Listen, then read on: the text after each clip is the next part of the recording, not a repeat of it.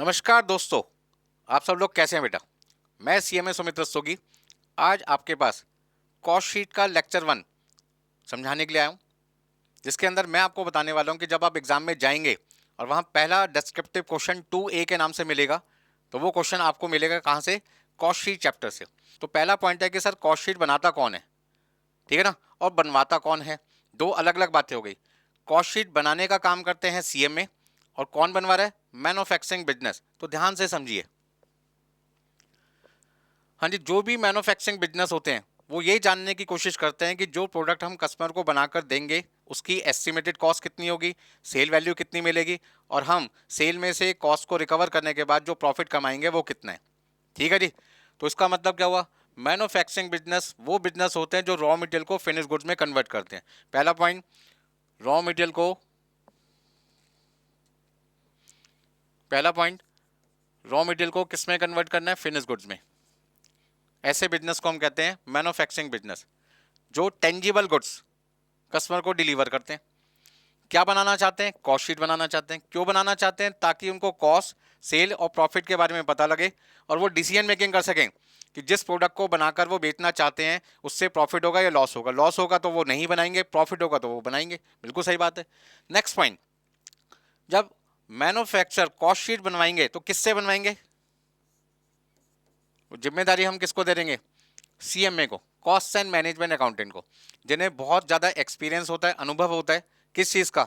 खर्चों की जो कैलकुलेशन है उन्हें करने का, कि कौन कौन से खर्चे इस प्रोडक्ट को बनाने में कितने कितने लगेंगे, वो सारी चीज़ें कैलकुलेट करके आपको बताएंगे। देन उसके बाद आप डिसाइड कर पाएंगे कि प्रोडक्ट बनेगा या नहीं बनेगा। अब जब हमने सीएमए से पूछा कि भाई जब आप कॉस्ट शीट बना के दोगे हमें गुड्स की, तो उस केस में आप अपनी कॉस्ट को कितने पार्ट्स में डिवाइड करोगे? उन्होंने कहा भाई साहब दो कॉस्ट होती है हमारी। मैंने कहा कौन कौन सी? कहते हैं जी पहली कॉस्ट होती है आपकी डायरेक्ट कॉस्ट और दूसरी आपके पास होती है इनडायरेक्ट कॉस्ट। मैंने कहा सर डायरेक्ट कॉस्ट और इनडायरेक्ट कॉस्ट के बीच में क्या डिफरेंस होता है? उन्होंने कहा डायरेक्ट कॉस्ट और इनडायरेक्ट कॉस्ट के बीच में क्या डिफरेंस है, अभी हम आपको बहुत डिटेल में समझाते हैं। पहला point, direct cost. Direct cost वो कॉस्ट होती है जो किसी प्रोडक्ट को बनाने में आसानी से आइडेंटिफाई की जा सके। आइडेंटिफाई करने का मतलब क्या? मान लीजिए मैं एक टेबल बना रहा हूँ। क्या बना रहा हूँ? टेबल। फर्नीचर का काम है, एक टेबल बना रहा हूँ। उस टेबल को बनाने में मैंने कारपेंटर से पूछा कि भाई टिम्बर के कितने पीसेज आपको चाहिए। उसने कहा जो टेबल आप बनवाना चाहते हैं उस टेबल को बनवाने के लिए हमें 2 पीसेस चाहिए टिम्बर के। एक पीस 500 रुपये का आता है, 2 पीस कितने हो गए? 1000 रुपये के हो गए। इसका ना इस एक टेबल को बनाने में 1000 रुपये का टिम्बर चाहिए। मैंने कहा दूसरी टेबल बनाने में, वो कहता फिर से 2 पीस चाहिए 1000 रुपये का। इसका मतलब क्या हुआ? हर एक टेबल को बनाने में टिम्बर के 2 पीसेज लग रहे हैं। आइडेंटिफाई हो गया कि एक टेबल में कितने पीसेज लग रहे हैं, 2। कितने रुपए के लग रहे हैं? 1000 के। इसका मतलब क्या हुआ? ऐसी कॉस्ट मेरे लिए कौन सी कॉस्ट होगी? Direct cost. दूसरा पॉइंट, सर इनडायरेक्ट कॉस्ट क्या होती है? कोई भी खर्चा कर लो और खर्चा करने के बाद आपको ये ना पता चले कि वो खर्चा एक के लिए कितना था। जैसे हमने मान लीजिए टेबल बनानी है, और टेबल बनाने के लिए हमें टेबल को मजबूती भी देनी है, तो उसमें फेविकॉल भी लगेगा, उसमें कील पेच भी लगेंगे, नेल्स लगेंगे। तो कहने का मतलब क्या हुआ? जब हमने कारपेंटर से पूछा कि एक टेबल में फेविकॉल कितने रुपए का लगेगा, कील पेच कितने रुपए के लगेंगे, तो उसने कोई जवाब नहीं दिया। उसने कहा भाई साहब 1 लीटर फेविकॉल मंगवा लो, 100 ग्राम इस नंबर की कील्स मंगवा लो, 5 नंबर की, 10 नंबर की, 20 नंबर की, 100 100 ग्राम उसने कील मंगवा ली। उसने कहा जितनी लगेगी मैं लगा दूंगा, बाकी सारा सामान यहीं छोड़ के चला जाऊंगा। इसका मतलब उसने बेटा जवाब क्या दिया? जवाब उसने ये दिया कि आप यहाँ पर फेविकॉल 1 लीटर मंगवाओ, 100 100 ग्राम की ये नंबर की कील्स मंगवा लो, जितनी लगेगी मैं लगा दूंगा, बाकी छोड़ के चला जाऊंगा। मतलब जवाब उसने क्लियर नहीं दिया कि एक टेबल बनाने में मेरा फेविकॉल का या नेल्स का खर्चा कितना आएगा। अब मैं यहाँ पे जो फेविकॉल मंगवा रहा हूँ वो किसी एक टेबल को बनाने के लिए नहीं मंगवा रहा, 2 3 टेबल 4 टेबल जितनी मुझे बनवानी है सबके लिए मैंने कंबाइंड मंगवा लिया। कील पेज मैंने सबके लिए कंबाइंड मंगवा लिया। खर्चा मैंने किया, लेकिन खर्चा करने के दौरान मुझे ये अनुभव हो गया, ये पता लग गया कि ये खर्चा मैं किसी एक टेबल के लिए नहीं कर रहा, सबके लिए कर रहा हूँ। जब खर्चा बेटा मैं सबके लिए कर रहा हूँ तो ऐसी कॉस्ट को हम कहते हैं इनडायरेक्ट कॉस्ट। ग्रुप कॉस्ट क्या कहते हैं बेटा? Group cost. जब कोई खर्चा ग्रुप के लिए इनकर किया जाता है तो वो हो जाती है इनडायरेक्ट कॉस्ट, और जब कोई खर्चा सिंगल यूनिट को बनाने के लिए किया जाता है उसे कहते हैं डायरेक्ट कॉस्ट। ठीक है जी। These cost are incurred for the benefit of a single cost unit. ये बात मैंने अभी आपको समझाया कि एक यूनिट बनाने के लिए आप उस कॉस्ट को इनकर कर रहे हैं। एग्जाम्पल में रॉ मटेरियल की कॉस्ट, जो मशीन को चलाने वाले वर्कर हैं उसकी लेबर चार्जेस, डायरेक्ट एक्सपेंसेस, ये 3 चीज़ें शामिल होती हैं किसमें बेटा? डायरेक्ट कॉस्ट में। अब इनडायरेक्ट कॉस्ट में क्या आता है? इनडायरेक्ट कॉस्ट में हमने क्या लिखा है? These cost can not be conveniently identified with a particular cost unit process of department. These cost are incurred for the benefit of number of cost unit. Number का मतलब एक से ज्यादा यूनिट को बनाने के लिए आपने खर्चा किया है। एग्जाम्पल, रेंट, रिपेयर्स, डेप्रिशिएशन, आपका जो मैनेजर की सैलरी हो गई, fuel charges, lubricant, oil, foreman salary, supervisor salary, ये सारे के सारे खर्चे जब आप इनकर करते हैं तो क्या सोच के इनकर करते हैं?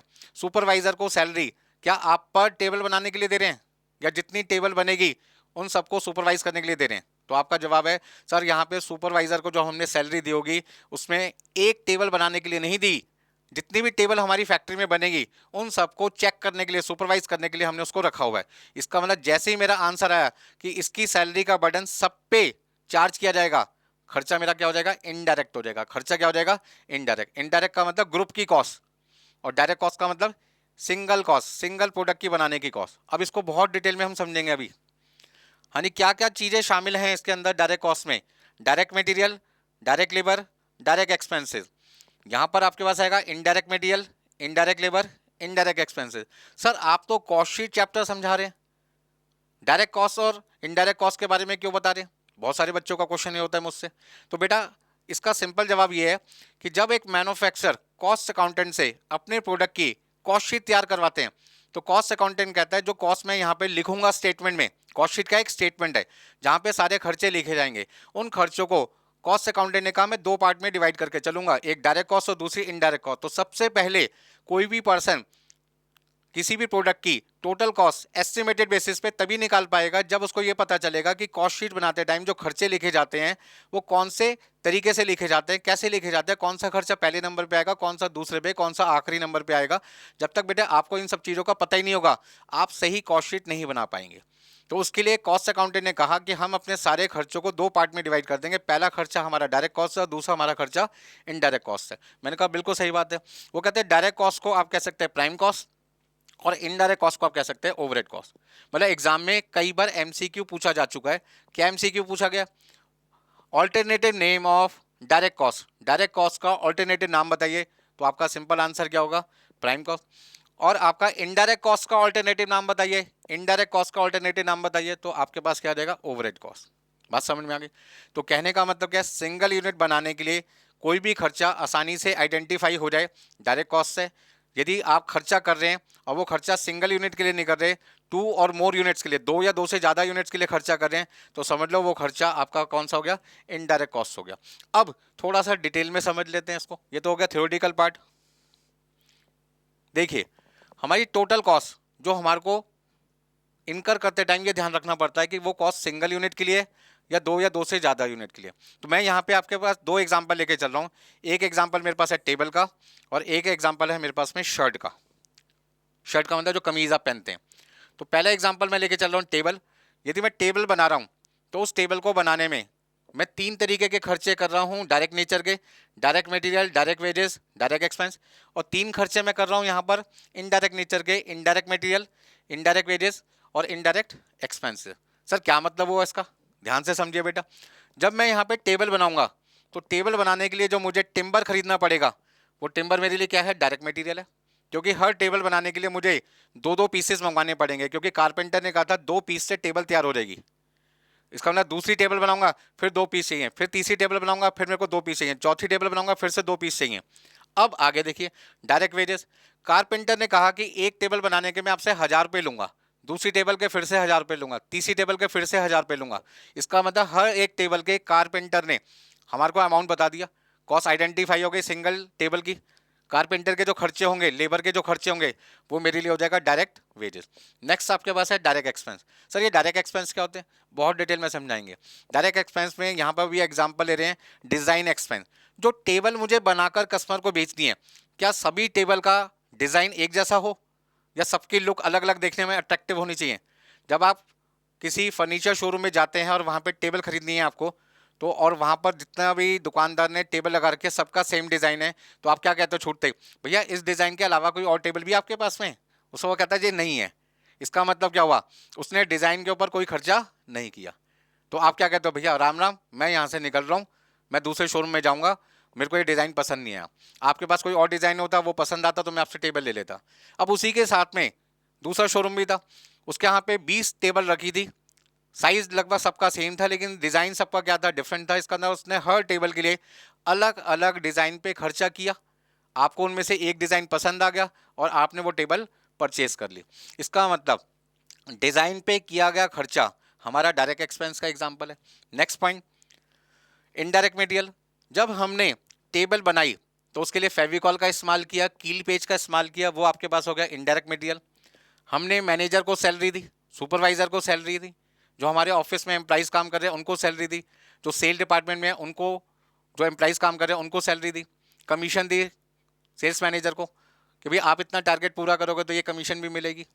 ठीक है जी, ये सारे के सारे पैसे जो हमने अपने एम्प्लॉइज़ को दिए, वो सारे के सारे पैसे किस में आएगा, इनडायरेक्ट वेजेस। अब एग्ज़ाम में बहुत ज़्यादा कन्फ्यूज़न होती है बच्चों को, सर हमें कैसे पता लगेगा कि जो पैसे हमने कारपेंटर को दिए वो डायरेक्ट है और जो पैसे हमने मैनेजर को दिए हैं वो इनडायरेक्ट है। तो इसका सिंपल तरीका, वो वर्कर जो मशीन पे खड़े रहकर बिना उसकी मदद के, बिना उसके आपका प्रोडक्ट तैयार ही नहीं हो सकता। जो मशीन को ऑपरेट कर रहा है, मशीन के बटन दबा रहा है, मशीन में एडजस्टमेंट कर रहा है, वो वर्कर हमारे लिए डायरेक्ट वर्कर है।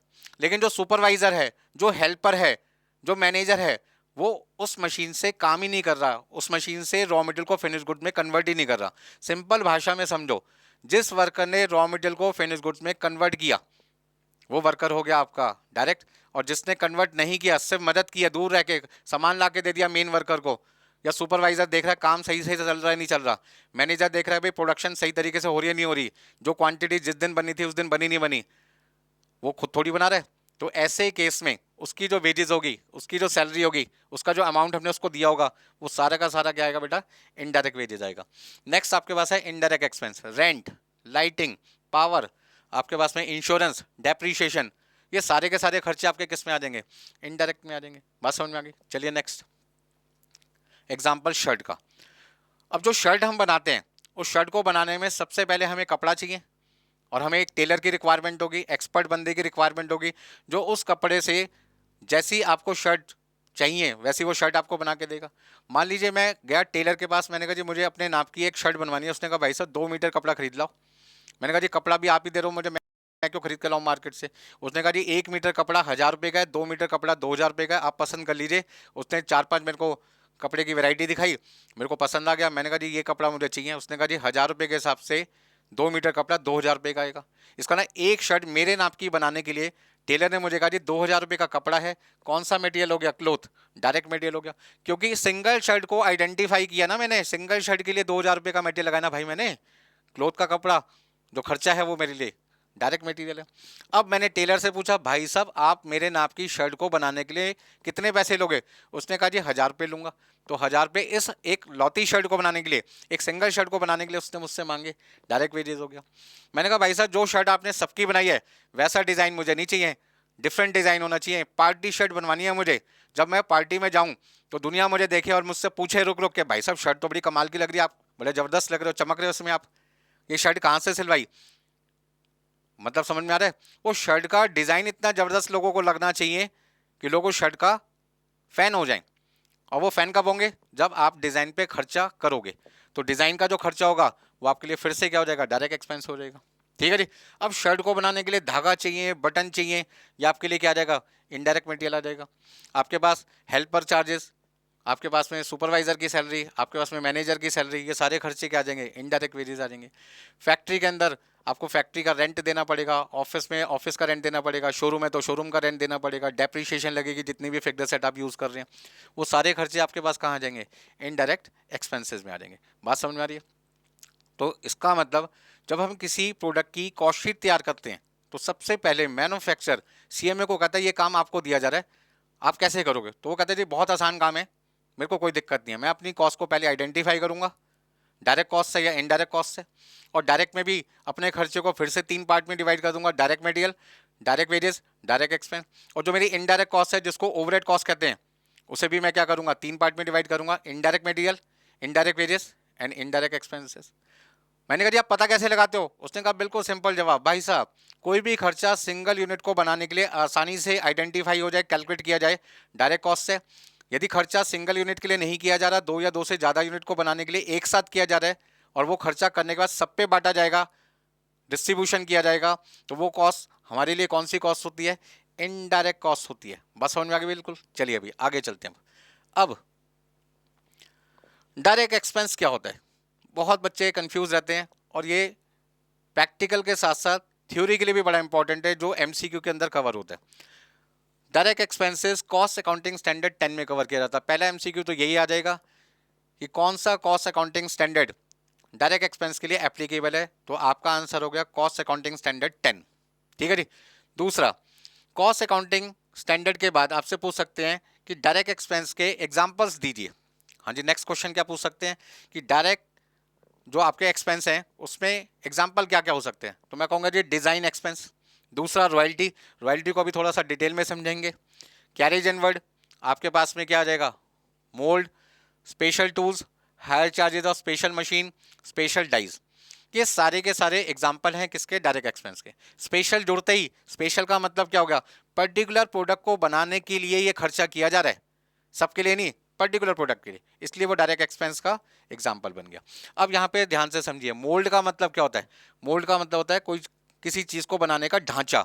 जैसे ये जो आपको मोल्ड दिखाई दे रहा है, इसमें मुझे प्लास्टिक चेयर बनानी है, ये मेरी चेयर है, ठीक है ना। एक चेयर बनाना चाहता हूं मैं। इस चेयर को बनाने के लिए मैं क्या करूंगा? सबसे पहले प्लास्टिक परचेज करूंगा, ठीक है जी, और उस प्लास्टिक को मशीन के अंदर डालूंगा। मशीन के अंदर काम क्या होगा? उस प्लास्टिक को मेल्ट किया जाएगा। मेल्ट करने के बाद यहाँ पर जो हमारा मोल्ड है, जो ढांचा है, जो स्ट्रक्चर है, उसमें उसको प्रेस किया जाएगा मशीन के थ्रू। और थोड़ी देर में हम क्या देखेंगे कि वो जो हमारी प्लास्टिक छोटे छोटे दानों की फॉर्म में थी, जब उसको मेल्ट किया गया और इस मशीन में डाला गया, ढांचे में डाला गया, तो ढांचे में डालने के बाद हमने क्या देखा? ये हमारा चेयर तैयार हो गया। बात समझ में आ रहा है? ये हमारी चेयर तैयार हो गई। तो ये जो मोल्ड है, ये हमारा डायरेक्ट एक्सपेंस है, क्योंकि यहाँ पर हर चेयर के डिज़ाइन के लिए अलग अलग मोल्ड बनाना पड़ेगा। किसी में हैंडल होगा, किसी में हैंडल नहीं होगा, किसी में सपोर्ट साइड में होगी, किसी में नहीं होगी, कोई राउंड शेप में होगी, कोई स्क्वायर शेप में होगी, अलग अलग डिज़ाइन होंगे, अलग अलग मोल्ड का स्ट्रक्चर होगा। तो आपकी जो चेयर है, जो फिनिश प्रोडक्ट है, वो भी बेटा क्या बनेगी? अलग अलग बनेगी। नेक्स्ट आपके पास है रॉयल्टी। सर इसको थोड़ा सा डिटेल में समझा दो, इस पर कई बार प्रैक्टिकल क्वेश्चन भी आ जाता है और थ्योरी क्वेश्चन एमसीक्यू में भी आ जाता है। यदि एग्जाम में रॉयल्टी किस पे बेस पे दे रखी है? If royalty is based on quantity. Royalty किस पे दे रखी है आपको बेटा? क्वांटिटी के बेस पे। तो हमने यहाँ पे रॉयल्टी पर यूनिट कितना ले लिया? 10 रुपये।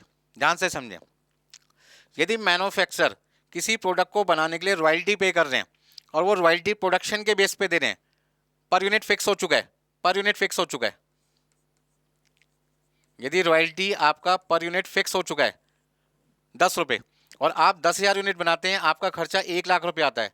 आप 20,000 यूनिट बनाते हैं, आपका खर्चा 2 लाख रुपये आता है। आप 100 यूनिट बनाते हैं, आपका खर्चा 1,000 रुपये आता है। तो आप उसे कहते हैं royalty based on production. Royalty based on production, और वो खर्चा किस में काउंट किया जाएगा? डायरेक्ट एक्सपेंस में। इसी तरीके से रॉयल्टी बेस्ड ऑन प्रोडक्शन की जगह आ सकता है royalty based on quantity sold. Quantity sold, जितनी क्वांटिटी आप बेचोगे उसके बेस पे आपको रॉयल्टी पे करनी है। मान लो आपने यहाँ पे डिसाइड किया कि जो क्वांटिटी बिकेगी, हर क्वांटिटी पे हम 5 रुपये की रॉयल्टी पे करेंगे। हर एक यूनिट बेचने पे हम 5 रुपये की रॉयल्टी पे करेंगे। तो यदि मैं 8,000 यूनिट बेचूंगा तो 5 रुपये के हिसाब से मुझे रॉयल्टी कितनी पे करनी पड़ेगी? 40,000। आपको क्या ध्यान रखना है कि रॉयल्टी का खर्चा डायरेक्ट एक्सपेंस में कब कवर होगा? जब आपका खर्चा रॉयल्टी का पर यूनिट दे रखा होगा और आप उसे क्वांटिटी से मल्टीप्लाई करेंगे, तो उस केस में रॉयल्टी का खर्चा आपका डायरेक्ट एक्सपेंस में आ जाएगा। ठीक है ना। एग्जाम्पल हम ले सकते हैं रॉयल्टी का। जब मान लीजिए किसी पर्सन से आप उसकी स्पेशल सर्विस लेते हैं, तो आप उसको पैसे दे रहे हैं। फॉर एग्जाम्पल, जो हमारी अकाउंटिंग बुक्स हैं, टीएस ग्रेवाल का नाम आपने सुना होगा, ठीक है जी। एस शान एक पब्लिशर है, वो टीएस ग्रेवाल वाले को कहते हैं कि भाई आपने जो बुक हमें दी है लिख के, उसके पैसे तो हमने आपको दे दिए जो मटेरियल लगाए, बट हम चाहते हैं कि जब ये बुक मार्केट में बेचें तो आपका नाम लगाकर बेचें। तो टीएस ग्रेवाल वालों ने बोला कि भाई मैं अपना नाम क्यों लगाने दूं? आपने मुझे पैसे किसके दिए हैं? आपने मुझे पैसे किस चीज़ के दिए हैं? 11th की बुक बनवाई, तो 11th का जो कोर्स है उसके चैप्टर्स के जो भी मटेरियल था वो आपने मेरे से बनवाया और मैंने आपको बना के दे दिया, आपने मुझे उसके पैसे दे दिए। बट आप हर बुक पे मेरा नाम लगाकर बुक को मार्केट में बेचोगे तो मेरा नाम यूज़ करोगे ना। आप मान लीजिए 11th क्लास में या 12th क्लास में, या आपके फ्रेंड्स या आपके भाई बहन को 11th 12th में है, और टीचर कहता है जाके भैया अकाउंट्स की बुक खरीद लाओ। बच्चा कहता है सर कौन सी? तो टीचर क्या कहता है? टीएस ग्रेवल के नाम की बुक खरीद लो। इसका मतलब कोई भी एस चांद जो पब्लिशर है उसका नाम जानता ही नहीं है। वो कहता है दुकानदार को भैया टीएस ग्रेवल की 11th की बुक दे दो, टीएस ग्रेवल की 12th की बुक दे दो। इसका मतलब टीएस ग्रेवल को क्या पता लगा कि यार मेरे नाम से ये बुक मार्केट में बेच रहे, मेरा नाम यूज कर रहे हैं। तो टीएस ग्रेवल वालों ने एस चांद वालों से क्या कहा कि आप मेरा नाम यूज करो, मुझे कोई आपत्ति नहीं है, लेकिन हर एक बुक पर मुझे 10 रुपए दे दो। जितनी क्वांटिटी बनाओगे 10 रुपए दे दो। यदि आप 10,000 यूनिट बनाते हो तो मुझे 1 लाख रुपए दे दो। एग्रीमेंट मेरा प्रोडक्शन पे हुआ है तो प्रोडक्शन पे रॉयल्टी मिलेगी। यदि एग्रीमेंट क्वांटिटी सोल्ड पे हुआ है तो क्वांटिटी सोल्ड। तो डिपेंड करता है कि एस चांद का टीएस ग्रेवल वालों के साथ जो एग्रीमेंट हुआ है वो पर यूनिट होना चाहिए, या तो क्वांटिटी प्रोड्यूस पे या क्वांटिटी सोल्ड पे। तो जो भी अमाउंट निकल के आएगा वो कौन सी हेडिंग में आ जाएगा? डायरेक्ट एक्सपेंस में आ जाएगा। एग्जांपल क्लियर हो गया बेटा? बिल्कुल। चलिए आगे चलते हैं। अब आपके सामने एक मैं लाया हूं एग्जांपल छोटा सा, ठीक है जी। ये मेरे पास है क्लोथ, कपड़ा, दैट इज रॉ मटेरियल।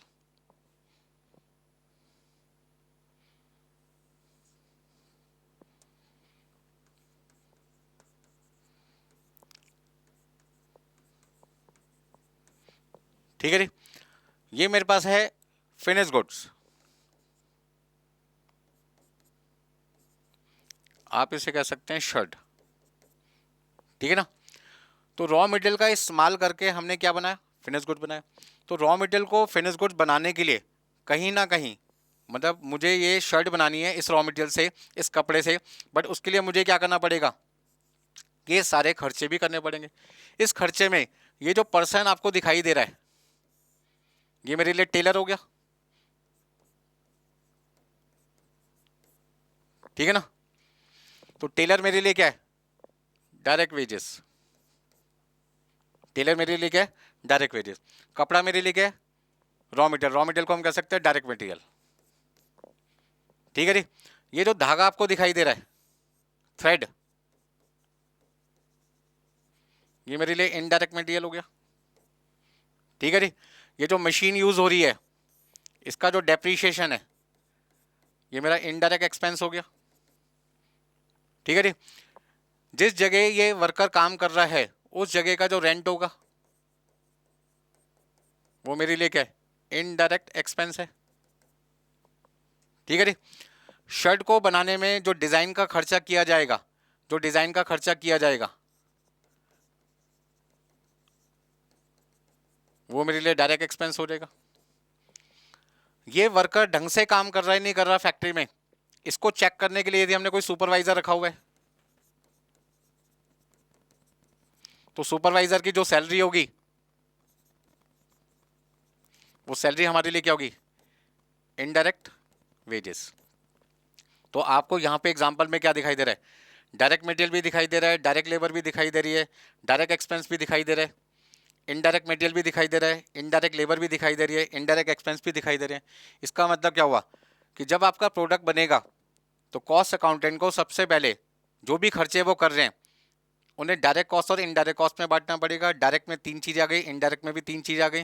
सारे खर्चों को पहले आप आइडेंटिफाई कर लोगे और जब आप स्टेटमेंट बनाओगे तो सिस्टमैटिक तरीके से लिखना है, जैसे हम कहते हैं कॉस्ट शीट। फटाफट से समझिए, कोई दिक्कत इसमें किसी को भाई? चलिए, तो इतना समझने के बाद मैं आपके लिए आपका एक टेस्ट ले रहा हूँ जिसमें मैंने ये सारी चीज़ें आपके लिए लिखी हुई हैं और मैं जानना चाहता हूँ कि भाई ये खर्चे कौन से हैं। टिम्बर आपके लिए कौन सा खर्चा है, स्टेशनरी आपके लिए कौन सा खर्चा है, कारपेंटर चार्जेस कौन सा खर्चा है, मैनेजर की सैलरी आपके लिए कौन सा एक्सपेंस है, आपका डेप्रीशिएशन ऑन मशीनरी कौन सा एक्सपेंस है, rent, design expense, supervisor salary, insurance, tailor charges, thread, Fevicol and nails.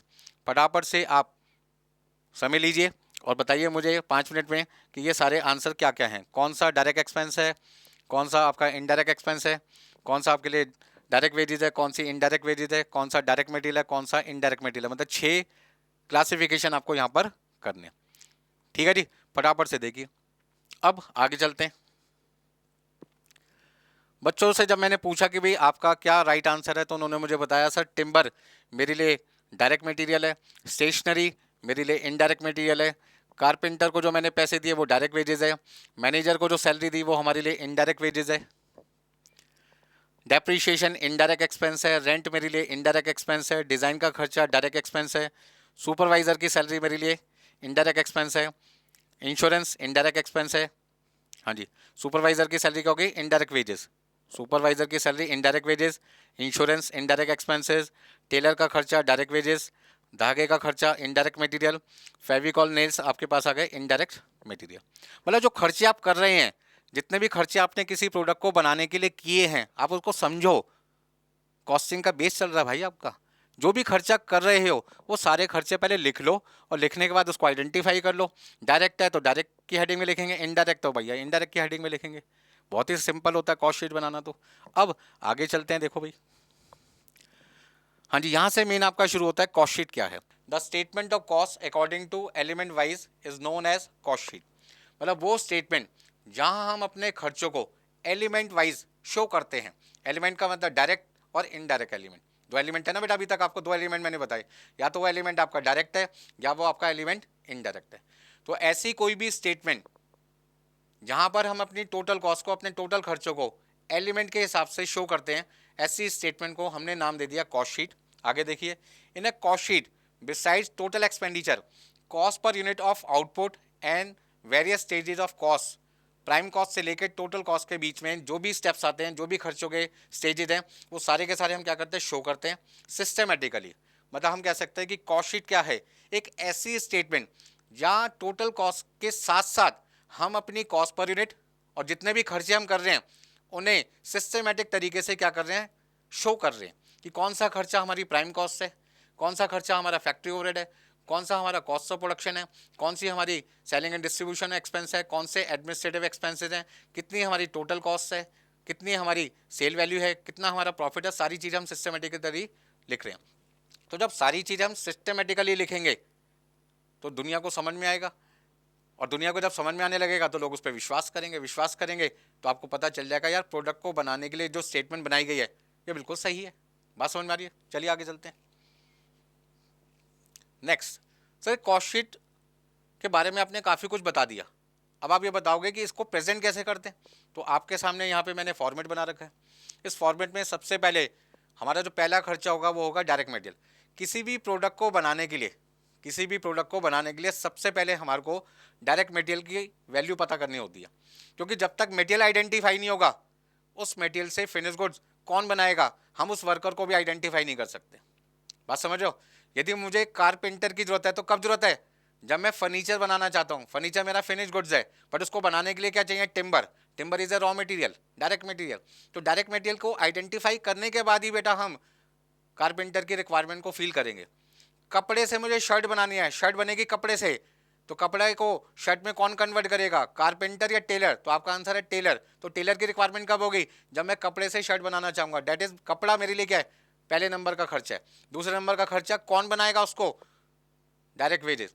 Design लगेगा या नहीं लगेगा ये हर प्रोडक्ट के ऊपर डिपेंड करता है कि मैन्युफैक्चर उस प्रोडक्ट को अलग अलग बनाना चाहता है तो अलग अलग डिज़ाइन का खर्चा करेगा, एक जैसा बनाना चाहता है तो फिर बात ही खत्म हो गई, डिज़ाइन का खर्चा करने की जरूरत ही नहीं है। नेक्स्ट आपके पास आ जाएगा फैक्ट्री का खर्चा, क्योंकि रॉ मटेरियल खरीद लिया, वर्कर को बुला लिया, डायरेक्ट एक्सपेंस हमने कर लिया।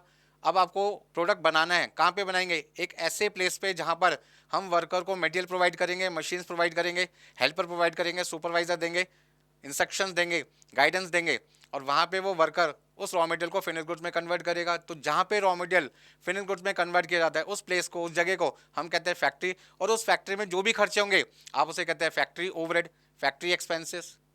बात समझ में आ गई? नेक्स्ट आपके पास क्या है? ऑफिस एंड एडमिनिस्ट्रेटिव ओवरहेड, ठीक है ना। और लास्ट आपके पास है सेलिंग एंड डिस्ट्रीब्यूशन। तो इसका मतलब क्या हुआ? जब हम कॉस्ट शीट बनाएंगे तो हमारे कितने खर्चे हो गए? एक डायरेक्ट मटेरियल, दूसरा डायरेक्ट वेजेस, तीसरा डायरेक्ट एक्सपेंस। इन तीनों का जो सम होगा बेटा उसे हम कहते हैं प्राइम कॉस्ट, जिसको हम कहते हैं डायरेक्ट कॉस्ट। प्राइम कॉस्ट भी कह सकते हैं, डायरेक्ट कॉस्ट भी कह सकते हैं। उसके बाद factory overhead, office and administrative overhead, selling and distribution overhead. तो ओवरहेड यहाँ पर तीन कैटेगरी में आ गए, फैक्ट्री, ऑफिस और सेलिंग। तो सबसे पहले हमने फैक्ट्री का खर्चा कंसीडर करना है, फिर ऑफिस का, फिर सेलिंग का। सारे खर्चे आप सिस्टमेटिकली ऑर्डर में ऐड कर दो, लास्ट में आपके पास आ जाएगी टोटल कॉस्ट, और आप उसे सेल वैल्यू से कंपेयर करके क्या बताओगे बेटा, हमारा प्रॉफिट कितना है।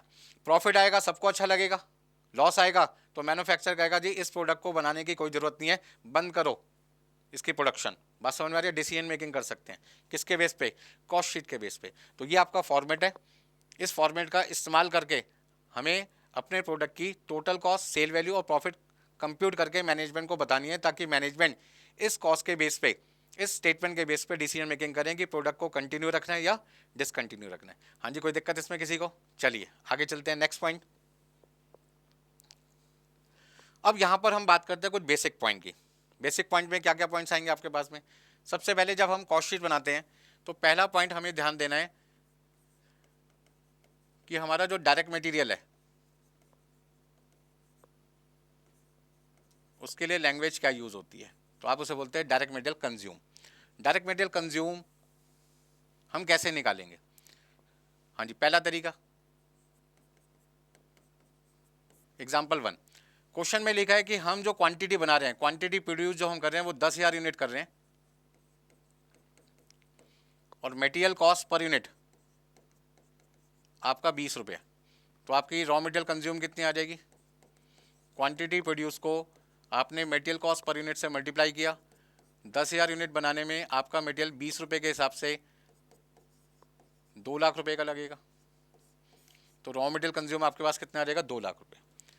दूसरा एग्जाम्पल, एग्जाम्पल नंबर 2, जहां पर आपके पास में सिंपल इंफॉर्मेशन नहीं होगी, थोड़ी सी कैलकुलेशन आपको करनी पड़ेगी, थोड़ा सा मेहनत भी करना पड़ेगा। नंबर आपको अच्छे चाहिए, 60 प्लस मार्क्स यदि आपको चाहिए तो डेफिनेटली आपको मेहनत क्या करनी पड़ेगी? ज़्यादा करनी पड़ेगी। तो अब हो सकता है कि यहाँ पे जो इन्फॉर्मेशन दे रखी है वो थोड़ी सी अलग हो। उसमें लिखा होगा रॉ मटेरियल परचेज, सपोज करते हैं क्वेश्चन में लिखा है 1 लाख रुपये। ये सारी इन्फॉर्मेशन आपको किस में दे रखी है? अमाउंट में। फिर आपके पास है opening stock of raw material, आपको दे रखा है 10,000 रुपये। हाँ जी, closing stock of raw material आपको दे रखा है मान लीजिए 20,000 रुपये, ठीक है ना। और आपसे कहा जाए फाइंड रॉ मटेरियल कंज्यूम, तो ऐसे केस में आप जब सॉल्यूशन निकालेंगे तो raw material consume equal to क्या आएगा? Raw material purchase plus opening stock of raw material minus closing stock of raw material. मतलब कि आपने 1 लाख का मटेरियल खरीदा, 10,000 का मटेरियल आपके पास पहले से था, टोटल मटेरियल आपके पास जो अवेलेबल है वो आपके पास है 1,10,000, और उसमें से 20,000 का मटेरियल अभी आपने यूज़ नहीं किया। तो 1,10,000 में से यदि 20,000 का मटेरियल आपने यूज़ नहीं किया तो आपने मटेरियल कितने रुपए का यूज़ कर लिया? 90,000 का। तो रॉ मटेरियल कंज्यूम आपके पास कितना आ जाएगा? 90,000। इस तरीके से ये बेसिक पॉइंट्स हैं।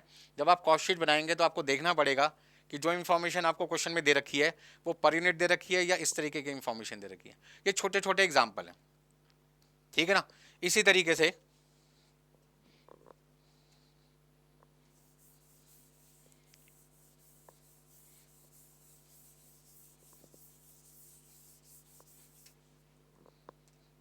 एग्जाम्पल 3 ले सकते हैं। मान लीजिए आपको क्वेश्चन में इंफॉर्मेशन दे रखी है 2024 की और 2025 की। 2024 में जो क्वांटिटी है वो आपके पास है 1,000 यूनिट। 2025 में वो कहते हैं जी आप क्वांटिटी बनाएंगे 1200, ठीक है ना। यहाँ जो मटेरियल कॉस्ट पर यूनिट है वो आपके पास में है मान लीजिए 200 रुपये। यहाँ मटेरियल कॉस्ट पर यूनिट नहीं दे रखी, ठीक है ना। हाँ, क्वेश्चन में अदर इंफॉर्मेशन दे दी, अदर इंफॉर्मेशन में उन्होंने लिख दिया material cost per unit increase by 10%। Material का खर्चा पर यूनिट आपका 10% क्या हो गया? बढ़ गया। इसका मतलब जो मटेरियल आपको 200 रुपये के हिसाब से मिला करता था, अब वो मटेरियल आपको कितने रुपए का मिलेगा? अब वो मटेरियल आपको कितने का मिलेगा? 200 रुपये प्लस 10%। अब यहाँ पे बच्चे कंफ्यूज हो जाते हैं कि सर कैलकुलेशन कैसे करें। तो सिंपल, यदि मैं कैलकुलेटर से ही काम करूँगा तो 200 रुपये लिखूँगा प्लस 10% करूँगा और मेरे पास आ जाएगा 220 रुपये, 220। लेकिन इसको सिंपल तरीके से समझें तो जो मटेरियल आपको 200 रुपये का मिलता था उसके लिए 200 रुपये तो देने ही पड़ेंगे। 10% महंगा हो गया, 200 रुपये का 10% इसका मतलब वो मटेरियल अब आपको 20 रुपये पर यूनिट महंगा मिलेगा, मतलब कि आपको मटेरियल की जो कॉस्ट लगानी पड़ेगी वो लगानी पड़ेगी 220 रुपये। अब ऐसे में सॉल्यूशन मटेरियल कॉस्ट कितना आ जाएगा आपका, एग्जाम्पल 1 को याद करो, क्वांटिटी प्रोड्यूस 1000 इंटू 200 रुपये, और यहाँ पर 1200 यूनिट आपने बनाई है।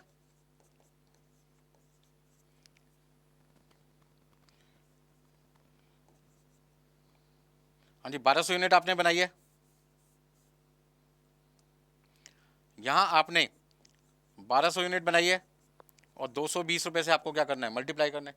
तो कैलकुलेटर की मदद से आप यहाँ पे देखो तो आपका अमाउंट आ रहा है 2 लाख रुपये, और यहाँ कितना आ जाएगा, 1200 को मल्टीप्लाई करोगे 220 से तो आपके पास आ जाएगा 2,64,000। मतलब इस तरीके की भी इंफॉर्मेशन एग्जाम में मिल सकती है कि 2025 में बताइए आपकी मटेरियल कॉस्ट कितनी लगी। Find material cost for 2024 and 2025। MCQ में भी बना के दे सकते हैं आपसे, ठीक है ना। तो बहुत सिंपल चीज़ें होती हैं। इसी तरीके से आपका जो नेक्स्ट पॉइंट है वो है लेबर कॉस्ट का। नेक्स्ट पॉइंट आपके पास है लेबर कॉस्ट का, उसको भी समझ लेते हैं। कॉस्ट शीट बनाना बहुत आसान है, हर बच्चा बना सकता है, बट उसको ये पता होना चाहिए कि कौन सा खर्चा किस हेडिंग में लिखना है। ये सारी चीज़ें आज के लेक्चर में मैं आपको समझा रहा हूँ। देखिए भाई, नेक्स्ट आपके पास है point number 2, direct labour cost. Direct labour cost को हम कह सकते हैं यहाँ पर एम्प्लॉय कॉस्ट,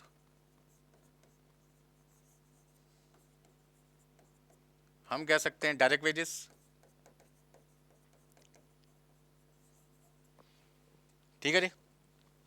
सर ये कैसे कंप्यूट की जाती है, तो इसके लिए भी 2-3 केस देख लो। एग्जाम्पल 1,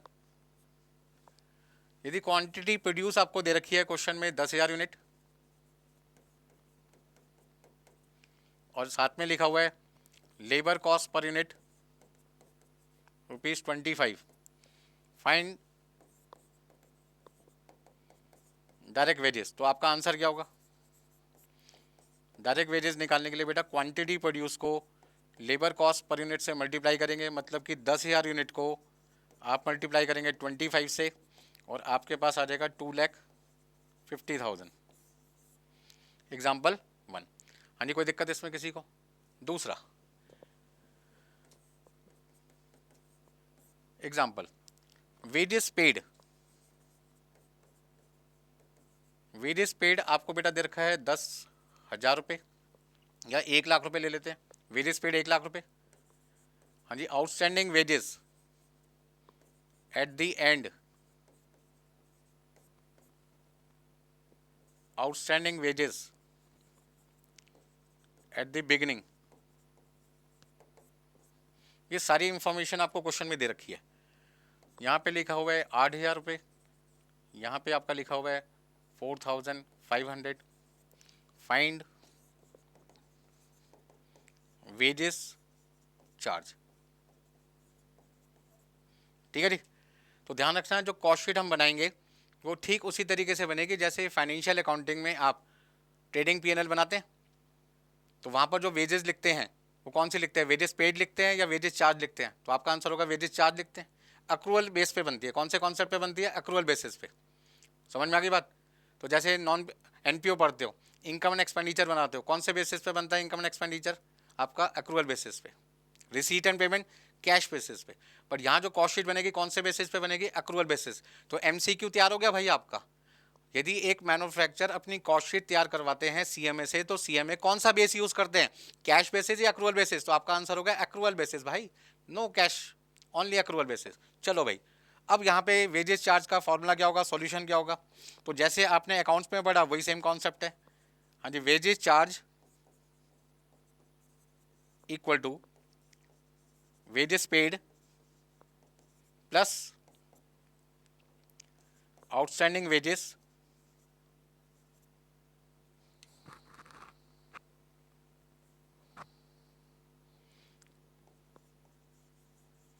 हाँ जी, एंड वाला हमें क्या करना है, प्लस करना है, और बिगनिंग वाला आउटस्टैंडिंग वेजेस क्या करते हैं, माइनस कर दें। अब फटाफट से क्या करो, अपना आंसर निकाल दो।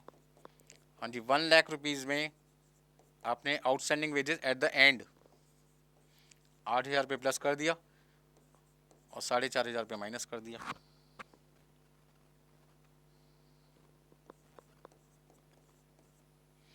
तो देखो कितना अमाउंट आएगा। हाँ जी, 1 लाख प्लस 8,000 माइनस 4,500, आपका आंसर आ जाएगा बेटा 1,03,500। हाँ जी, कोई दिक्कत। अब तीसरा एग्जांपल लेके चलते हैं। ये बिल्कुल बेसिक पॉइंट्स हैं। अभी मैंने कॉस्ट शीट के बारे में तो बात ही नहीं करी। कॉस्ट शीट की जब तक वैल्यू ही मुझे नहीं पता होगी, स्टेटमेंट बना के करूँगा क्या? स्टेटमेंट तो बहुत आसान है। सबसे पहले डायरेक्ट मटेरियल, फिर डायरेक्ट वेजेस, फिर डायरेक्ट एक्सपेंस, तीनों का सम प्राइम कॉस्ट, फिर उसके बाद फैक्ट्री ओवरहेड, फैक्ट्री कॉस्ट आ जाएगा। देन उसके बाद ऑफिस एंड एडमिनिस्ट्रेटिव ओवरहेड आएगा, कॉस्ट ऑफ प्रोडक्शन, फिर opening closing stock finish goods की एडजस्ट करेंगे, कॉस्ट ऑफ गुड्स सोल्ड, फिर उसके बाद आप सेलिंग ओवरहेड ऐड कर दोगे, टोटल कॉस्ट, और सेल से कंपेयर करके टोटल कॉस्ट को क्या निकालोगे? प्रॉफिट निकालोगे। Format very simple, but format के अंदर जो वैल्यू पुट करनी है भाई, वही तो निकालना सीखना है। वही तो इस लेक्चर का पर्पज़ है। आज की जो क्लास चल रही है उसमें मैं आपको यही तो सारे पॉइंट समझाने की कोशिश कर रहा हूँ। अब एग्जाम्पल 3 पे आ जाओ। चलिए भाई एग्जाम्पल 3 पे चलते हैं।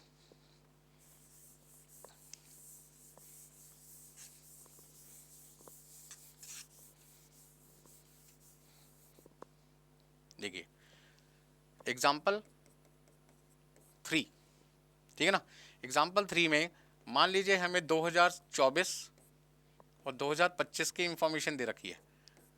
मैं आपको सारे तरीके बता रहा हूँ, उन सभी तरीकों का इस्तेमाल करके आप आराम से सारे खर्चों की कंप्यूटेशन कर सकते हो, गलती नहीं होगी आपसे।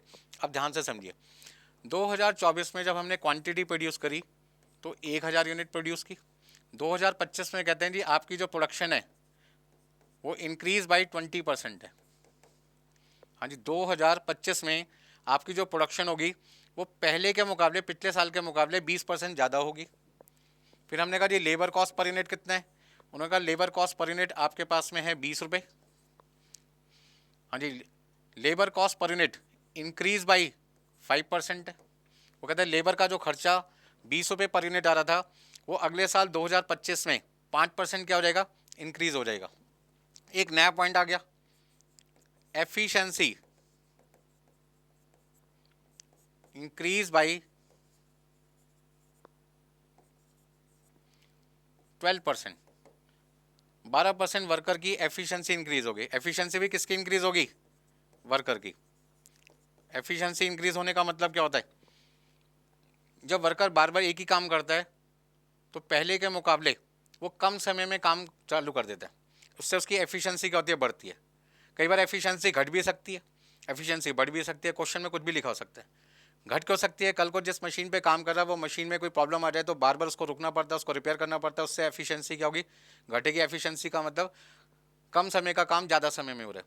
और एफिशिएंसी बढ़ने का मतलब क्या? मशीन भी आपकी न्यू आ गई, न्यू टेक्नोलॉजी पे बेस्ड मशीन्स हैं, वर्कर भी एक्सपीरियंस है और उसका काम कम समय में होना शुरू हो जाए तो वर्कर की एफिशिएंसी क्या हो गई? बढ़ गई। इस तरीके के पॉइंट्स क्वेश्चन में लिखे हैं। 2025 में क्वांटिटी 20% ज़्यादा बनी, लेबर कॉस्ट पर यूनिट आपकी 5% बढ़ गई और एफिशिएंसी वर्कर की 12% इंक्रीज हो गई। बताइए 2025 की लेबर कॉस्ट कितनी है? हाँ जी, लेबर कॉस्ट आपको फाइंड करना है कौन सी ईयर का? Find labour cost for 2025। अब हम कैसे निकालेंगे? सबसे पहले हाँ जी, लेबर कॉस्ट निकालने के लिए हमें क्या करना पड़ेगा? चलो मैं यहाँ समझा देता हूँ आपको। हाँ जी, क्वांटिटी प्रोड्यूस प्लस आपकी यहाँ पे कितनी परसेंट क्वांटिटी बढ़ी है? 20%। तो हमारा फॉर्मूला क्या होता है? हमने जो क्वांटिटी बनानी है 2025 की वो आपको पता लगाना पड़ेगा। लेबर कॉस्ट पर यूनिट कितनी है वो हमें पता लगाना पड़ेगा, ठीक है ना। हमें यहाँ पे लेबर कॉस्ट निकालना है 2025 का, जिसको निकालने का हमारा फॉर्मूला क्या होगा भाई? Quantity produce into labour cost per unit. अब ध्यान दीजिए, हम यहाँ पर जो क्वांटिटी बनाना चाहते हैं वो 1,000 नहीं बनाना चाहते, 20% ज़्यादा। इसका ना 1,000 का 20% हुआ 200। तो अब हमारी क्वांटिटी कितनी बनेगी? ध्यान से समझो, क्वांटिटी प्रोड्यूस निकालने के लिए 2024 की जो क्वांटिटी थी वो 1,000 थी, उसमें 20% हमने प्रोडक्शन बढ़ा दिया तो 1,000 का 20% 200 यूनिट हो गया और आपकी क्वांटिटी कितनी आ गई? 1200 यूनिट आ गई। तो आप यहाँ पे लिखेंगे 1200 यूनिट। अब नेक्स्ट आपको निकालना है लेबर कॉस्ट पर यूनिट। ये आपके लिए थोड़ी सी मेहनत का काम है, ठीक है ना। पिछली बार 2024 में वर्कर को 1 यूनिट बनाने के हम 20 रुपये देते थे, इस बार वर्कर कहता है जी मेरी इंक्रीमेंट करो। मैंने कहा कितनी? कहता है जी 5%। इसका मतलब क्या हुआ कि अब हमें 1 यूनिट की लेबर कॉस्ट कितनी देनी चाहिए? ध्यान से समझो, लेबर कॉस्ट पर यूनिट निकालनी है मुझे 2025 की। अभी मैं एफिशिएंसी वाले पॉइंट को कंसीडर नहीं कर रहा, अभी मैं नॉर्मल पॉइंट लेके चल रहा हूँ। पिछली बार मेरी लेबर थी 20 रुपये, 5% बढ़ानी है, तो 20 रुपये का 5% कितना आएगा? 1 रुपये। कैलकुलेटर की मदद से चेक कर लो भाई, 20 रुपये का 5% आपके पास आ जाएगा 1 रुपये। इसका मतलब वर्कर कहता है जी मुझे कितने रुपये दे दो? कितने रुपये दे दो? 21 रुपये दे दो। बात समझ में आ रही है? तो यहाँ पे वर्कर की बिना एफिशिएंसी को चेक करे 1 यूनिट की लेबर कॉस्ट कितनी आ रही है? 21 रुपये आ रही है, लेकिन वर्कर की एफिशिएंसी बढ़ गई। अब एफिशिएंसी बढ़ने का मतलब क्या हुआ? एफिशिएंसी बढ़ने का मतलब ये हुआ कि वर्कर ज़्यादा समय का काम कम समय में कर रहा है, तो इससे आपकी सेविंग होगी। लेबर कॉस्ट पर यूनिट जो आपकी 21 रुपये आ रही थी वो थोड़ी सी क्या हो जाएगी? कम हो जाएगी। इसका मतलब ये 21 रुपये तब आपकी लेबर कॉस्ट पर यूनिट थी। ध्यान से सुनना, गलती मत कर देना एग्जाम में, जब हमने एफिशिएंसी को कंसीडर नहीं किया था। बेटा यदि मैं एफिशिएंसी को कंसीडर करूंगा तो मेरी लेबर कॉस्ट पर यूनिट बढ़ भी सकती है, घट भी सकती है, डिपेंड करता है एफिशिएंसी बढ़ी है या घटी है। एफिशिएंसी बढ़ रही है तो लेबर कॉस्ट पर यूनिट घटेगी, और एफिशिएंसी घट गई है तो लेबर कॉस्ट पर यूनिट बढ़ेगी। इसका ना एफिशिएंसी का लेबर कॉस्ट पर यूनिट के साथ में इनवर्स रिलेशन है, विपरीत रिलेशन है, विपरीत रिलेशन है। अब यहाँ पर मुझे जो लेबर कॉस्ट पर यूनिट चाहिए वो एफिशिएंसी को कंसीडर करने के बाद चाहिए। तो यहाँ पर जो थी बिफोर एफिशिएंसी है, ये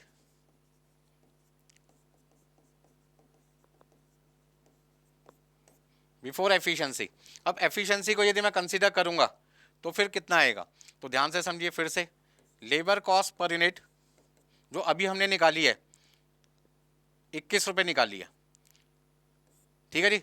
यहाँ पर आपकी एफिशिएंसी 12% इंक्रीज हो गई है, तो आप डिवाइड करेंगे 112% से। तो 21 रुपये को डिवाइड किया 112% से, आपके पास आ जाएगा 18.75, और आप 18.75 से क्या कर देंगे? मल्टीप्लाई, क्योंकि एफिशिएंसी बढ़ी ना भाई, ज़्यादा समय का काम कम समय में हो रहा है। वर्कर को पैसे क्या देंगे? पर यूनिट कम देंगे, क्योंकि पहले मान लीजिए वो एक काम कर रहा था 1 घंटे में, अब वो काम कर रहा है 1 घंटे का मतलब 60 मिनट में। 60 की जगह हो सकता है वो 50 मिनट में करे, या 55 मिनट में करे, या 48 मिनट में करे। कहीं ना कहीं वो टाइम क्या ले रहा है? कम। टाइम कम लेगा तो भाई मेरी लेबर कॉस्ट पर यूनिट भी क्या होगी? कम लगेगी। बिल्कुल सही। तो अब आप 1200 को मल्टीप्लाई करो किससे? 18.75 से, और आपका आंसर आ जाएगा 22,500।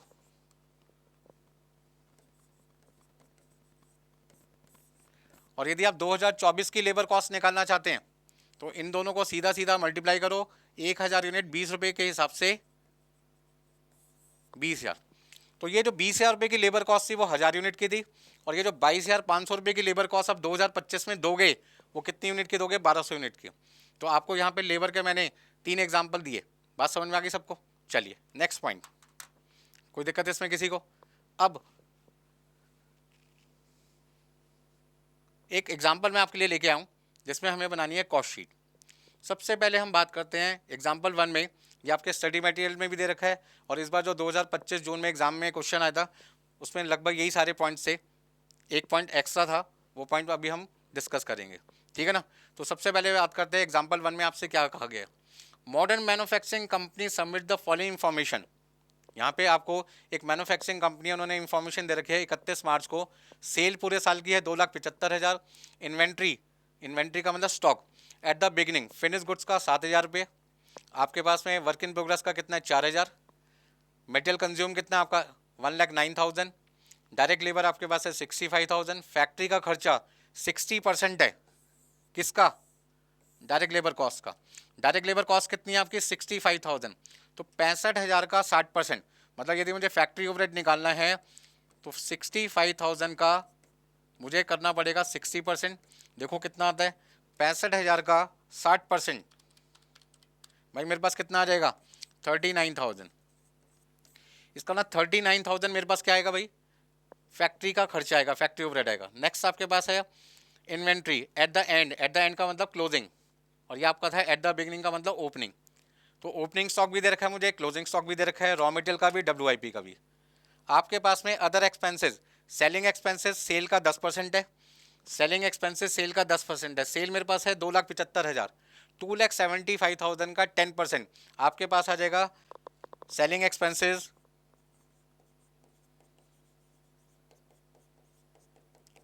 27,500, 27,500।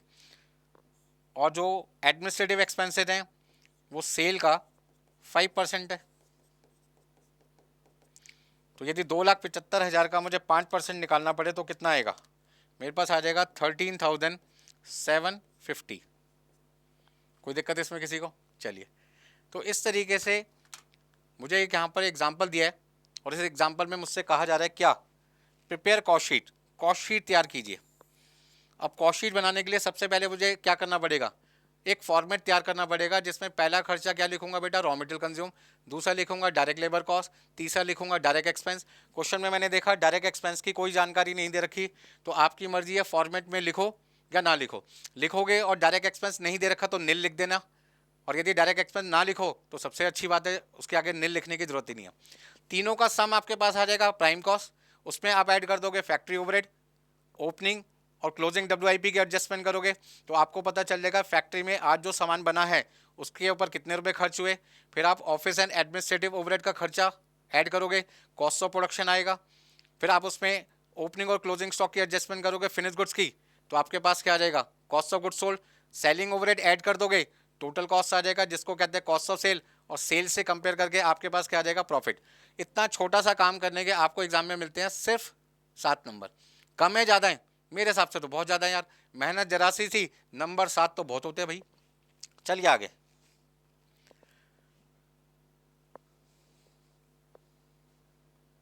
हाँ जी, अब क्वेश्चन तो मैंने समझ लिया, फॉर्मेट आपके सामने बना हुआ है, फटाफट से आप फॉर्मेट बनाइए और इसमें वैल्यू पुट करते जाइए। तो सबसे पहले हमें क्या करना है, जो फॉर्मेट हमने बनाया उसमें हमने लिखा direct material consume. Direct material consume हमें क्वेश्चन में दे रखा है 1,09,000, तो हमने यहाँ पे बेटा लिखा 1,09,000 रुपये, 1,09,000। फिर आपको यहाँ पे डायरेक्ट लेबर लिखना है, डायरेक्ट लेबर हमें दे रखा है 65,000। डायरेक्ट एक्सपेंस हमें क्वेश्चन में दे नहीं रखा, तो आपके पास टोटल वैल्यू कितनी आ जाएगी, 1,74,000, 1,74,000। हाँ जी, फैक्ट्री ओवरहेड, फैक्ट्री ओवरहेड आपके पास कितना था क्वेश्चन में, आपके पास था 60% of labour cost. Labour cost कितनी थी आपकी, 65,000। तो 65,000 का आपको यहाँ पे लिखना है 60%, और कैलकुलेशन अभी हमने करके भी दिखाई थी, आपका अमाउंट आया था 39,000। हाँ जी, चेक कर सकते हैं 65,000 का 60% बेटा आपके पास कितना आएगा, 39,000। ओपनिंग डब्ल्यूआईपी क्वेश्चन में आपको दे रखा है, ओपनिंग डब्ल्यूआईपी क्वेश्चन में आपको दे रखा है 4,000, और क्लोजिंग आपके पास है 6,000। तो 4,000 आप प्लस कर देंगे और 6,000 बेटा आप क्या कर दोगे, माइनस कर दोगे। तो 4,000 प्लस करना है, 6,000 माइनस करना है, देखिए कितना आएगा आपके पास में। हाँ जी, 1,74,000 में प्लस किया 39,000, प्लस किया 4,000, माइनस किया 6,000, आपके पास आ जाएगा 2,11,000, 2,11,000। हाँ जी, कोई दिक्कत है इसमें किसी को? हाँ जी, क्वेश्चन में आपके पास में एडमिनिस्ट्रेटिव एक्सपेंसेस सेल का 5% है, ठीक है ना। तो एडमिनिस्ट्रेटिव एक्सपेंसेस सेल का, सेल आपके पास है 2,75,000 और 5% आपने यहाँ पे निकालना है, तो आपके पास कितना आ जाएगा, 2,75,000 का 5%, 13,750, 13,750 प्लस कर दो। हाँ जी, 2,24,750। Next, opening stock finish goods का, क्लोजिंग स्टॉक फिनिश गुड्स की वैल्यू आपको दे रखी है। ओपनिंग स्टॉक फिनिश गुड्स का 7,000 है और क्लोजिंग स्टॉक आपके पास है 8,000। तो 7,000 आपने प्लस करना है, 8,000 आपने माइनस करना है, तो आपके पास जो वैल्यू आएगी 2,23,750। हाँ जी, कोई दिक्कत है इसमें किसी को? Next point, selling and distribution overhead आपके पास था सेल का 10%।